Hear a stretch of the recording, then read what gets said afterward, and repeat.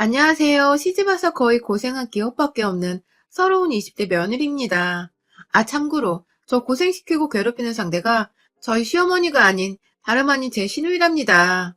시누이와의 전쟁에서 그리고 그 끝에 사이다 복수까지 여러분들과 이 사연을 나눠보겠습니다. 저와 남편의 4살 차이, 궁합도 안 본다는 나이 차이를 가지고 있고, 우리 아가씨는 남편보다 3살이 어려 저보다는 1살이 많아요. 저희 부부가 신혼집을 구할 여력이 안 되어 고민을 하다가 일단은 40평대 평수이신 시부모님 댁에서 지내면서 차근히 살 집을 알아보는 곳으로 합의를 하고는 결혼식 올리자마자 들어와 산 지 4개월 정도가 되어갑니다. 저야 넓은 집에서 시부모님이 워낙 제게 일 한번 안 시키려고 살뜰히 챙겨주기도 하시고 젊은 나이에 직구해서 독립부터 하고 싶을 텐데 돈 아낀다고 시댁에 들어와 산다는 게 두고두고 미안하셨는지 정말 저한테 잘해주셨어요. 사실 저희 집이나 친정이나 서울 한복판에 아파트 한 채 정도는 있었으나 그것 말고는 재산이라고 할 것이 정말 없어서 겉보기에만 빛 좋은 개살구 같은 꼴이었는데 그래서 저는 저희 부모님 생각이 나서 시부모님께도 그냥 직구하는데 부담 가지지 말고 저희가 합가하겠다고 먼저 말씀을 드린 거였거든요. 한번 제게 빚을 졌다고 생각을 하시는 건지 유독 막내딸처럼 잘 챙겨주셨고 저희 부부가 둘 다 맞벌이라서 아침 시간이 꽤나 정신없이 흘러가는 편인데 늘 한켠에서 괜찮다는데도 아침밥을 차려주시면서 든든히 밥을 먹고 가게도 해주셨어요. 퇴근하고 오면 제가 뭐 하나 손댈 것 없이 어머니께서 하루 종일 집안 청소를 해놓으시느라 빨래부터 개놓은 것들까지 말끔히 정리가 되어 있었고 저녁까지 이미 차려놓고 계시는 중이어서 저는 손끝 하나 댈 것이 없었습니다. 그마저도 너무 죄송스러워서 남편이랑 번갈아 가며 저녁 먹은 후엔 설거지를 하고 또 주말이면 둘이서 합심하고 하루 종일 밥하며 정말 즐겁게도 신혼을 보내면서 시부모님과 살고 있었습니다. 사실 제가 친정 부모님께 용돈을 드리고 있는 만큼 남편도 시부모님께 용돈을 드리고 있는 걸로 알고 있어요. 돈을 주니 시부모님께서도 고마워하며 더 저희 부부를 챙겨주시는 것도 같았고요. 뭐 이래나 저래나 저한테 시집살이 한번 안 하고 딸처럼 귀하게 여겨주시니 저도 그저 감사드렸죠. 그런데 문제는 이렇게 너무나도 트러블 하나 없이 잘 지내는 내 식구에 시누이만 끼면 꼭 분위기가 180도로 변한다는 것이었습니다. 함께 사니까 아가씨랑도 매일같이 마주칠 수밖에 없었는데요. 굳이 한 집안에서 얼굴을 자꾸 붉히고 싶은 건지 우리 아가씨는 저를 볼 때마다 왜인지 으르렁거리지 못해서 안달난 늑대 새끼 같았습니다. 처음부터 사실 잘 맞았던 건 아니었어요. 제가 이 집안에 들어와 사는 데에도 가장 거슬리고 걱정이 되었던 게 사실 아가씨이기도 했었는데요. 시어머니께서 호칭 정리를 확실하게 해주셔서 아가씨랑 제가 서로 맞존대를 쓰도록 시키셨어요.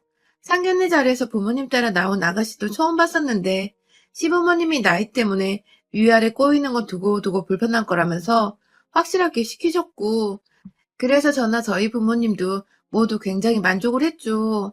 제 입장에서는 나이가 어린데 나이 많은 아가씨한테 말을 놓는 게 불편하기도 했었고 차라리 서로 맞존대를 하며 존중을 하면 훨 편하기도 했죠.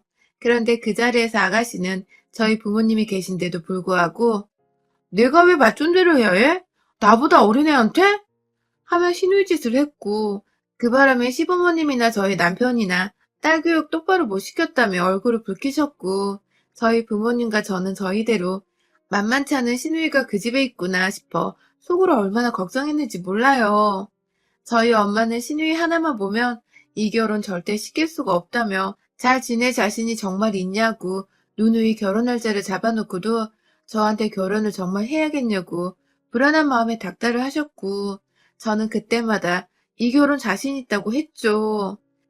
시누이가 시누이 짓을 해봤자 저도 웬만큼 사회 나가서 쓴소리 못하고 사는 성격이 아니었던지라 참다 참다 거슬리면 확 밟아주던가 해야겠다며 마음 단단히 먹었었습니다. 결혼을 하고 시댁에 들어와 보니 아가씨는 상상했던 것보다 더했어요. 이 집안에서 완전히 폭탄에다가 맑게 못 알아듣는 아픈 손가락이더라고요. 성질머리가 고약한 것은 둘째치고 사람이 영악한 데다 때도 잘 쓰고 살짝 애 같기도 해서 친구를 뒀을 때 딱 친구들 사이에서 이간질하고 괴롭히고 약점 잡고서는 그런 애 같았습니다. 문제는 그 성격을 도무지 제어할 생각을 안 하고 저한테 막 퍼부었다는 겁니다. 한마디로 새 가족인 저를 배려와 사랑으로 대하는 게 아니라 적대하고 괴롭혀야 할 대상으로 생각하는 건지 너무 막대했습니다. 저희 방에 들어와서 제 옷장에서 옷 꺼내가는 건 너무너무 당연한 일이었고요. 그렇게 가져갔으면 곱게 돌려줘야 할 텐데 돌려주기는 개뿔. 아예 안 돌려주고 자기 옷장에 넣어버리거나 어디서 육개장 국물 같은 걸 튀겨와서는 미안해요 하면 세탁비도 안 주고 그냥 옷장 안에 넣어버리더군요. 이런 것도 한두 번이야지. 매번 이러니 제가 회사에 입고 갈 옷이 점점 사라지는 기분이었고, 저도 그간 여동생이랑 살면서 옷 입는 것에 정말 민감했었는데, 홧김에 가족들 다 같이 밥 먹는 자리에서 아가씨를 향해 앞으로 내 옷 입지 말아요. 난 애초에 빌려준다 한 적도 없고, 빌려가서 더럽힐 거면 앞으로 세탁비도 같이 받을게요. 라고 말을 했어요. 그러자 신우이는 민망했던지, 누가 앞으로 입는데?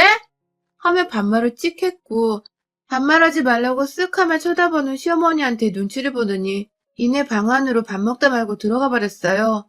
분명 방으로 들어가면서 재수 없어 진짜 라고도 말을 했고요. 그 말을 함께 들은 시부모님과 남편은 또다시 덩달아 미안하고 민망했던지 입을 꾹 다무시며 밥만 드셨고 저는 저대로 부모란 사람들이 가만히 있으니까 더는 뭐라 하지 않고 넘어갔습니다. 사실 신우이가 저를 막대하는 데 이유가 있었어요.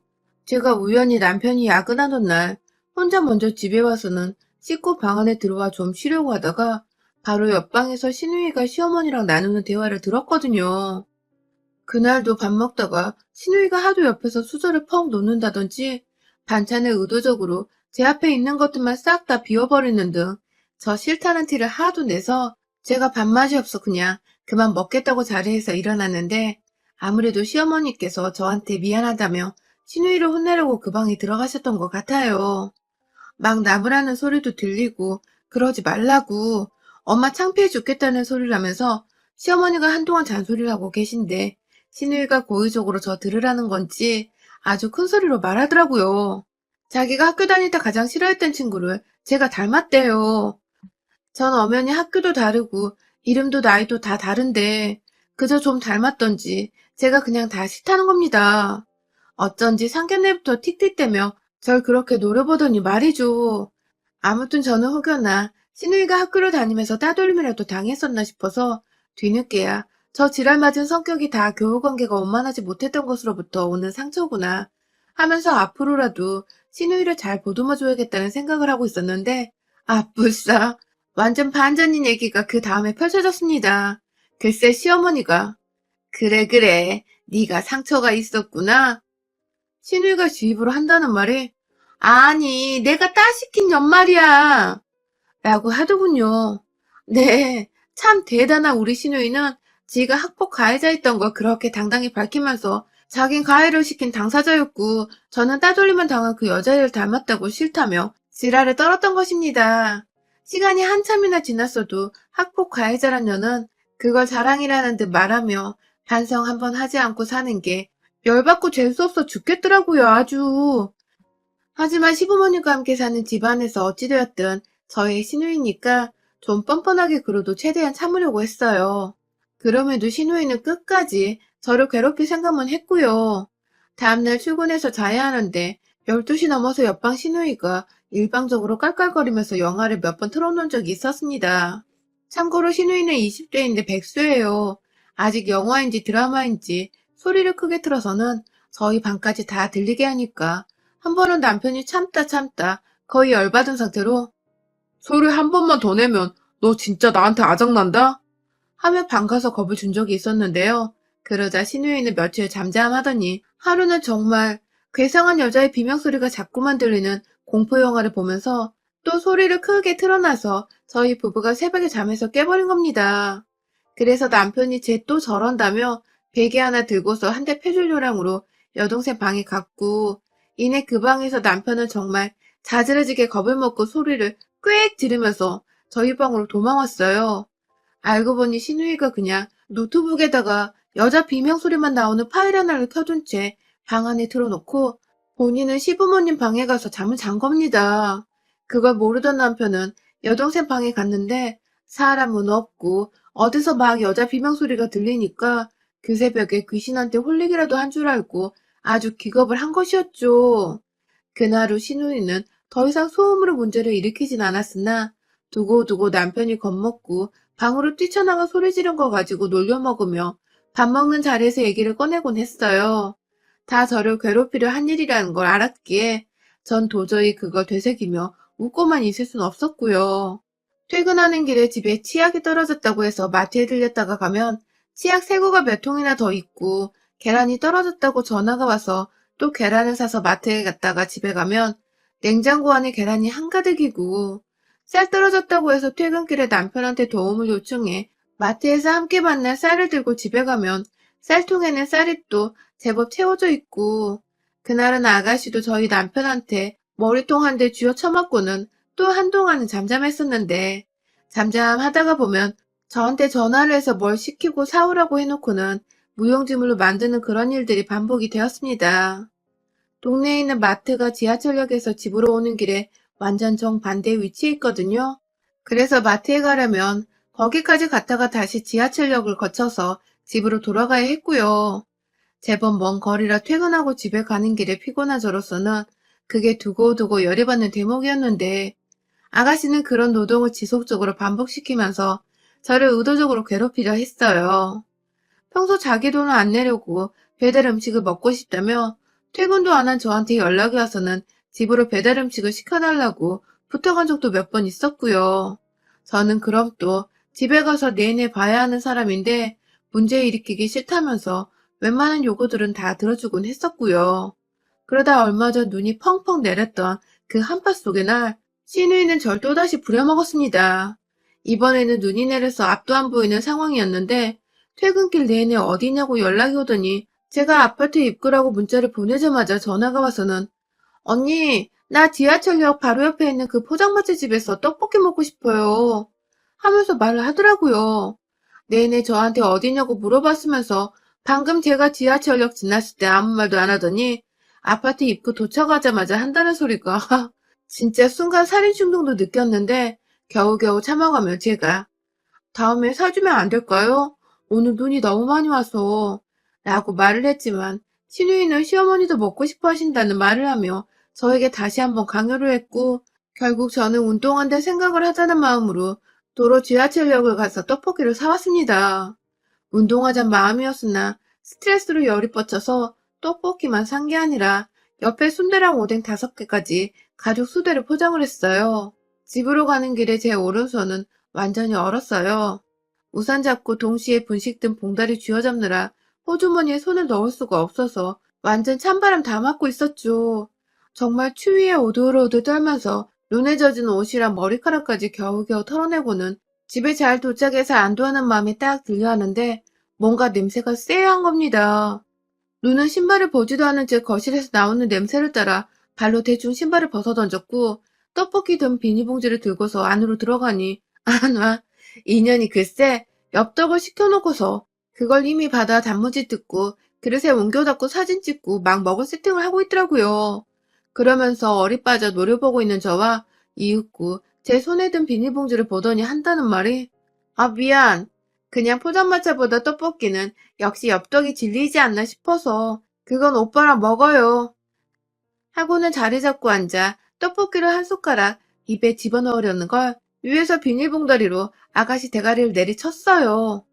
떡볶이 먹으려다 엽떡 국물에 얼굴을 꼬라박은 아가씨는 이게 뭐하는 짓이냐며 말도 제대로 못하는 와중에 막 닦을 거 찾고 있고 옆에서 얼떨결에 떡볶이 먹다 말고 싸움 붙은 딸과 며느리 모습에 충격받은 시부모님은 딸내미 얼굴꼴을 보고도 수건 한 장 갖다 줄 생각조차 못하고 계시더라고요. 제가 너무 기분이 상해서 너무 열받는데 이게 한두 번도 아닌 게 억울해 죽겠고 저 퇴근길에 개고생 시켜놓고서 오빠랑 먹으라며 아무렇지 않게 제 최애 떡볶이인 엽떡을 찾으시는 신우의 얼굴을 보니 제가 정말 감정 조절이 안 되었던 것 같습니다. 저걸 확 죽여 말을 하는 그 순간 저도 모르게 손이 먼저 나가버린 것이었어요. 신우의 머리를 엽떡에 내리꽂자마자 이내 저는 제 손에 든 봉지를 뜯었습니다. 포장마차에서 비닐봉지에 싸졌기 때문에 따로 그릇이 필요했고 그러시고 뭐고 네가 사오라고 했으면 네가 처먹던가 돈을 주던가 둘 중에 하나는 해야 할 거 아니야 이년아. 하면서 떡볶이 담긴 비닐봉지를 손톱으로 쭉 뜯어서는 신우이 머리에다가 탈탈탈탈 털어버렸습니다. 얼큰한 엽떡 국물에 진득한 점성 가득한 포장마차 떡볶이가 신우이 머리 위에 섞여 내려가는 순간 남은 순대까지 비닐봉지를 털어서 처먹던가 돈을 주던가 하라고 하며 또 탈탈탈 신우이 얼굴 향해 털어버렸고요. 오뎅 국물까지 던지려다가 차마 제 손을 대기해도 국물이 좀 뜨겁길래 그건 그냥 분명히 말했습니다. 네가 다 처먹어 하며 잠옷 입느라 집안에서 짧은 반바지를 입고 뜬 신우이 허벅지 위에 올려줬네요. 신우이는 곧 뜨겁다고 지랄을 떨며 자리에서 일어나 울먹이다 어디부터 가야 하냐며 엄마를 막 붙잡고 있고 시어머니는 대충 무슨 상황인지 또 안 봐도 뻔하다며 내가 너 언젠가 일이 될 줄 알았다 라는 말과 함께 조용히 시아버지를 데리고 안방으로 들어가셨습니다. 신우이는 부엌에 가려다가 도로 화장실로 들어갔고 한참 동안 씻고 나오더니 지방으로 들어가려 하길래 그 입구에서 머리끄댕이 잡고 끌고 나와서 도로 거실로 데려왔어요. 네가 닦아 있느나 하고서는 부엌에서 들고 온 걸레 하나 쥐어주니까 끝까지 자존심은 있는지 표정으로 열받는다는 듯 일진 표정을 짓대요. 지가 감히 학폭력 주제에 어디다 대고 버릇 못 고치고 씩씩거리면서 일진인 척을 하는지 지 나이가 내일 모레 30인데 아직도 사람 하나 아래 두면서 괴롭히고 지랄하는 성격을 못 고친 게 뭐 자랑이라고 말입니다. 그 모습에 넌 진짜 오늘 내 손에 모가지 하나 꺾여야겠다 하면서 오뎅 국물까지 쳐버리려고 바닥에 떨어져 있는 걸 주워다가 손톱으로 봉지 뜯으려고 하니 신우이는 걸레 하나 쥐어든 채 막 주량량을 치래요. 그리고 결국 집 방안 침대 위로 들어간 신우이를 향해 그 옆에 있던 방안 벽면으로 오뎅이랑 국물 든 봉다리를 던졌고 무슨 물놀이 하는 것 마냥 봉지 안에 들어있던 국물과 오뎅이 터지며 신우이 침대 위로 주르르 흘러내렸습니다. 온 방안이 난방으로 뜨뜻했는데 오뎅 국물 냄새로 더 역해져서는 도저히 잊고 싶지도 않은 조미료의 냄새가 풍겨져 나왔어요. 신우이는 그 밤에 방골이 이렇게 돼서 잠도 못 잔다고 어쩌냐고 하소연하며 거의 통곡하듯 울고 시어머니는 뒤늦게야 나와서는 제 편을 들어주시겠다며 네 방 네가 다 치워 거실도 네가 다 치워 하며 안방문 꼭 잠그고 들어가셔서는 안방에 하나 또 있는 TV 소리를 크게 틀어놓으셨습니다. 그 덕에 제가 몇 번 더 신우이 앞에서 지랄을 떨어대며 욕을 신랄하게 까줬고 신우이는 그제서야 제가 학창시절 당하기만 하던 그 친구와는 정말 다른 사람이라 생각을 한 건지 기가 푹 죽어서는 잠자코 제 욕을 듣기만 하다가 제가 씻는다고 샤워를 하는 사이 말끔하게 거실을 치워놨더라고요. 냄새 뺀다고 창문까지 열어놓고 말이죠. 그날 뒤늦게 퇴근을 하고 들어온 남편은 신우이가 뭔가 잠잠한 게 이상했던지 뭔 일 있냐고 물어보는데 신우이는 별말 않고 제 눈치를 보며 그 오뎅 냄새 나는 방 안으로 피신한다고 방문까지 잠그고 들어가대요. 뭐 덕분에 저는 비록 떡볶이는 먹지 못했으나 남편한테 야식이 땡긴다고 말해서 남편이 엽떡을 주문해줬고요. 신우이 들으라면 시부모님께 어머님 아버님 엽떡 드시겠어요? 하며 A상 질문 한번 던져드리곤 남편과 거실에서 맛있게 떡볶이 먹으며 하루를 마무리 지었습니다. 그날 후 신우이는 저보기 껄끄럽고 쪽팔린다며 저 출근하는 시간에 코빼기도 보이질 않았고 퇴근하고 나서도 저녁을 먼저 먹은 건지 다 같이 먹는 저녁 자리에도 모습을 보이지 않았어요. 요즘엔 오히려 시어머니께 공무원 시험 칠 거니까 고시원 들어가고 싶다며 독립하게 해달라고 조르고 있다네요. 물론 시어머니는 돈 없으니 네가 벌어 나가란 입장이고 그 바람에 신우이는 공무원 시험이고 뭐고 일단 알바부터 하겠다고 동네 편의점 알바구에 다닌답니다. 그 덕에 시어머님은 제가 딸내미 정신 차리게 해준 것 같다며 제가 본인 딸한테 그 지랄을 떨었는데도 고맙다는 말씀하며 절 더 예뻐해주고 계시고요. 뒤늦게 무슨 일이 있었는지를 알게 된 남편은 뒤늦게야 열이 받아서는 어쩌다 마주치는 아가씨하고 인사도 안 나눈 채 노려보기만 하다 지나치곤 하고요. 아마 우리 아가씨에겐 바깥보다 집안이 더 혹독하고 추운 한겨울일 것입니다. 그런 아가씨가 더 오래 눈치 보이고 간 떨려하며 절 어려워하고 살 수 있도록 최선을 다해 앞으로도 여러 번 길을 더 죽여주며 살까 해요. 반성 못하고 괴롭힐 줄만 아는 학폭녀의 죄후 제 손으로 직접 더 만신창이로 만들어 볼까 합니다. 응원해주세요. 여러분의 생각은 댓글로 남겨주세요. 오늘도 시청해주셔서 정말 감사합니다.